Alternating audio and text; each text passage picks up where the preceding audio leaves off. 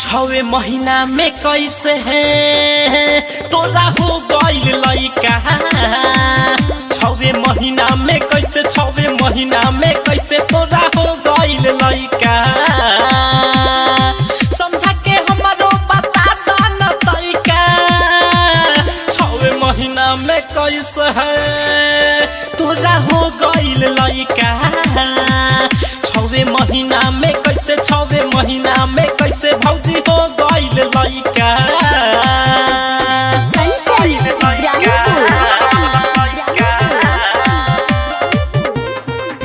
छवे महीना में कैसे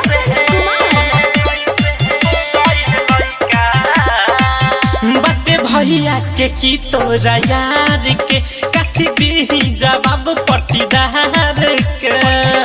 तू ही बोला ना भौजी बाटे भैया के की तोरा यार के कथी दी जवाब पट्टीदार के।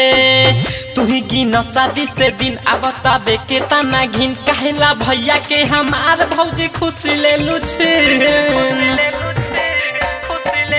पूछता सभे भइल बोल है का। छवे महीना में कैसे है तोरा हो गइल लइका।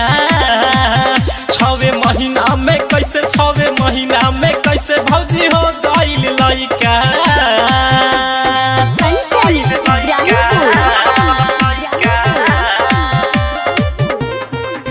छवे महीना में कैसे पर सोच में बायोम पर कास हो टूटल भैया के मोर विश्वास हो। जाए भौजी का कइले पर सोच में बायोम पर कास हो टूटल भैया के मोर विश्वास हो। पूछता धीरज रवसन बता द बात बा जवन तोरा ई गोदी में के लइका के बाप बा कवन। मोरारी कंचन कहे जहर खाई का। छवे महीना में कैसे है तोरा हो गइल लइका। छवे महीना में कैसे भौजी हो गइल लइका। समझा के हमरो बता द न तइका।